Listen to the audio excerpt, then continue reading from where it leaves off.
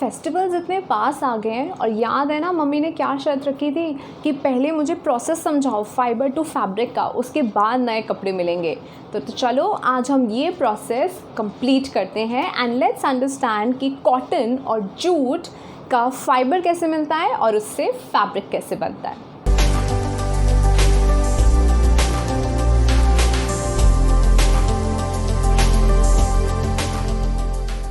Hi guys, I hope you all are doing fine. Well, this is the second video for chapter 3 class 6 science fiber to fabric.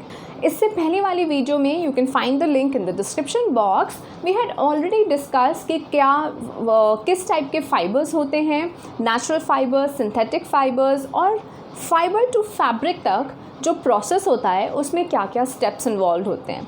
तो if you remember we had done spinning, we had done weaving and knitting. तो fibre को spin करके yarn बनता है और यान को weave या निट करके फैब्रिक बनता है, राइट? तो इसी प्रोसेस को थोड़ा और अच्छे से समझने के लिए let's learn about the cotton fibre today. Okay, तो कॉटन हमें कहाँ से मिलती है? कॉटन का एक प्लांट होता है, ट्री होता है। We get the cotton from cotton tree. Okay, और कॉटन की फार्मिंग होती है, इसे बड़े बड़े फील्ड्स में लगाया जाता है। फिर कॉटन हमें कौन से पार्ट से मिलता है? We get the cotton from the fruit. तो जब कॉटन का प्लांट बड़ा हो गया, उसमें फ्लावरिंग हो गई और फ्रूट बन गया, तो फ्रूट पहले तो बंद होता है और जब वो राइप हो जाता है तो वो ओपन करता है।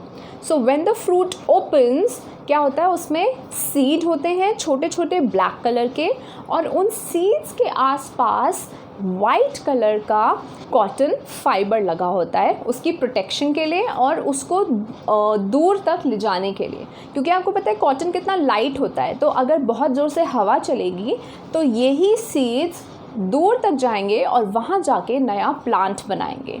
ठीक है, फाइबर्स को हम कैसे निकालते हैं ये समझने से पहले हम इसकी फार्मिंग के बारे में थोड़ा सा और देख लेते हैं। कॉटन के जो प्लांट्स होते हैं ये ब्लैक सॉइल में सबसे अच्छी तरह से ग्रो करते हैं। यू नो ब्लैक सॉइल कहाँ मिलती है? आप ऑलरेडी दूसरे सब्जेक्ट्स में पढ़ चुके हैं ब्लैक सॉइल कहाँ मिलती है। तो जहाँ जहाँ ब्लैक सॉइल मिलती है वहाँ वहाँ इसकी फार्मिंग होती है। कौन से स्टेट्स में मिलती है? यार मेरी ज्योग्राफी ना थोड़ी बेकार है, तो please write down in the comment section कि कौन से स्टेट्स में कॉटन की कल्टीवेशन होती है। ओके, तो इसको चाहिए ब्लैक सॉइल, और जहाँ जहाँ ब्लैक सॉइल मिलती है जनरली वहाँ का क्लाइमेट भी तो ना थोड़ा वार्म होता है। So the warm climate is very best for the cotton plant. तो इसकी दोनों कंडीशंस पूरी हो जाती हैं। So the cotton plant needs black soil and warm climate. ठीक है, और ये मैं आपको पहले ही बता चुकी हूँ, जो फ्रूट होता है उसको हम कहते हैं कॉटन बॉल। ठीक है, और इसमें से हमें कॉटन का फाइबर मिलता है। तो अगर आप कभी कॉटन का फील्ड देखोगे जहाँ पे इसकी कल्टीवेशन हो रही है, फर्स्ट ऑफ ऑल बहुत ही ब्यूटीफुल साइट होती है। It looks so nice. ऐसा लगता है कि सारे फील्ड पे ना स्नो गिरी हुई है, क्योंकि वाइट कलर की कॉटन फाइबर्स होते हैं और वो बर्स्ट होके निकलते हैं बाहर। जगह जगह वाइट कलर दिखता है हमें, ऐसा लगता है जैसे यहाँ पे स्नोफॉल हुई है। Very beautiful sight. तो इन कॉटन बॉल्स को, फ्रूट को हम कलेक्ट करते हैं। जनरली ये काम मैनुअली होता है, हाथ से कलेक्ट करते हैं, और फिर इन कॉटन बॉल्स को, इनमें से हम सीड को हटाते हैं और फाइबर को अलग करते हैं। तो ये process, the separation of the fibre from the seed, that is known as ginning. तो गिनिंग करते हैं हम। गिनिंग जनरली हाथ से होता है, but we do have machines, ये मैकेनिकली भी कर सकते हैं। तो गिनिंग होता क्या है, एक और बार समझ लेते हैं। गिनिंग होता है separation of the seed and the cotton fibre. जो सीड के साथ कॉटन फाइबर लगा हुआ है वाइट कलर का, उन दोनों को अलग करना, दैट इज़ कॉल्ड गिनिंग। ठीक है, और मैनुअली कैसे करते हैं हम इसको? हमने सारी ये कॉटन बॉल्स कलेक्ट कर ली, फिर हम इनको कोम करते हैं। ठीक है, बहुत बड़े बड़े, आपके हेयर कोम नहीं, बहुत बड़े बड़े कोम्स होते हैं, और इन कोम्स को मैनुअली हाथों में ऐसे करके, ऐसे करके कोम करते हैं। जैसे बाल कोम कर रहे होते हैं, कुछ उसी तरह से होता है, लेकिन ये बहुत बड़े होते हैं साइज़ में, ताकि बहुत सारी कॉटन बॉल्स एक साथ हम कोम कर सकें। तो जब हम कोम करते हैं तो जैसे आपके जो हेयर है, जो टैंगल्स होते हैं उसमें हेयर में, वो खुल जाते हैं, सुलझ जाते हैं बाल।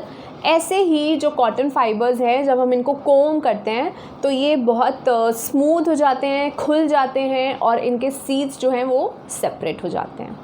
ठीक है, so this is how we do ginning. Okay, अब हमारे पास फाइबर आ गया। फाइबर को हम कैसे करेंगे? स्पिन करेंगे। स्पिन कैसे करते हैं? हमने थोड़े से फाइबर्स लिए और उसको ट्विस्ट कर दिया।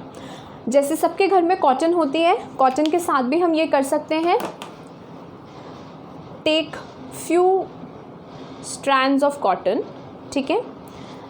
और अब ये जो इसमें आप देख सकते हो अलग अलग फाइबर चमक रहा है ना।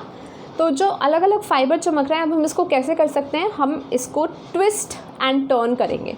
सो आई विल जस्ट स्टार्ट। देखो, मैं ऐसे इसको ट्विस्ट एंड रोल करना शुरू कर दिया है, तो कितना पतला सा एक यान जो है वो बनने लगा है इन फाइबर्स से, है ना। तो ऐसे ही जब मैं बहुत सारे फाइबर्स को इकट्ठा करके यान बना लूँगी through the process of spinning, फिर ऐसे यान्स को कलेक्ट करके मैं उनको वीव करके या फिर निट करके फैब्रिक बना लेंगे, राइट। तो हमारा फैब्रिक बन गया, कॉटन फैब्रिक। क्लियर? अब हम देखते हैं कि हमारा जूट फैब्रिक कैसे बनता है। तो जो जूट है वो हमारी कंट्री में, इंडिया में, जो नॉर्थ ईस्टर्न साइड है या ईस्टर्न साइड है वहाँ पे ज़्यादा मिलता है। जैसे कि वेस्ट बंगाल, असम, बिहार, तो ये ईस्टर्न और नॉर्थ ईस्टर्न स्टेट्स में ज़्यादा मिलता है, क्योंकि वहाँ का जो क्लाइमेट है वो सूटेबल है जूट कल्टिवेशन के लिए। ठीक है, तो जैसे कॉटन की कल्टिवेशन होती है, ऐसे ही जूट की भी कल्टिवेशन होती है। और जूट का कौन सा पार्ट हमें फाइबर देता है? जूट की स्टेम हमें फाइबर देती है। जैसे कॉटन के फ्रूट से हमें कॉटन मिल रहा था, ऐसे ही जूट के स्टेम से हमें जूट फाइबर मिलता है। तो इसमें क्या होता है, हमने जूट प्लांट्स लगाए, उसकी कल्टीवेशन करी, और जब इस जूट में फ्लावर्स आने लगते हैं या फ्लावर आने का टाइम हो जाता है, फ्लावरिंग स्टेज पे, मतलब जब फूल आने वाला होता है उस स्टेज पे हम इसको हार्वेस्ट कर लेते हैं, इसको कट कर लेते हैं, स्टेम्स इसकी कलेक्ट कर लेते हैं। फिर एक बहुत बड़ा सा पॉन्ड होता है जूट की फील्ड के पास, इस पॉन्ड में हम इन स्टेम्स को डाल देते हैं और इसको पड़े रहने देते हैं 4-5 दिनों के लिए। तो क्या होता है, ये सड़ना शुरू हो जाएगी, they will start to rot, है ना। इसमें रॉटिंग शुरू हो जाएगी, तो जितना भी प्लांट मटेरियल होगा ना उसके स्टेम में, वो सारा रॉट हो जाएगा और जो जूट फाइबर्स होंगे अंदर वो बाहर निकल आएंगे। तो जो बचेगा आफ्टर रॉटिंग, जो भी बचेगा वो फाइबर्स बचेंगे। तो फाइबर्स जो हैं पॉन्ड में से कलेक्ट कर लेते हैं और बाकी जो प्लांट मटेरियल होता है वो वहाँ पे रॉट होता रहता है। ठीक है, तो ऐसे हम जूट की कल्टीवेशन करते हैं और इस तरह से हमें जूट फाइबर मिलता है। तो एक बार हमें फाइबर मिल गया तो अगेन इसको हम ट्विस्ट रोल करके स्पिन करेंगे और यान बना लेंगे और यान से फिर फैब्रिक बना लेंगे। ठीक है, सिंपल। सो आई होप आपको समझ में आ गया हो कि कॉटन और जूट फाइबर, और दोनों के दोनों नेचुरल फाइबर्स हैं, राइट। प्लांट नेचुरल फाइबर्स जो हैं दोनों के दोनों, कॉटन एंड जूट, कैसे हमें मिलते हैं और कौन सा पार्ट हमें फाइबर देता है, कौन से पार्ट में इंडिया के इसकी कल्टीवेशन होती है। ठीक है, I hope all this is clear. और कॉटन और जूट के uses you can write them in the comment section. इनके यूजेस भी वेरीड हैं, बहुत जगह यूज़ होते हैं। Okay, so I hope this is clear. If you like the video, hit the like button and give a big thumbs up. Do share, comment on the video and subscribe to our channel Schoolroom Online. You can also follow us on Facebook, Instagram and Twitter. Also, we have a WhatsApp group and a Telegram channel. The links for both are given in the description box. See you next time.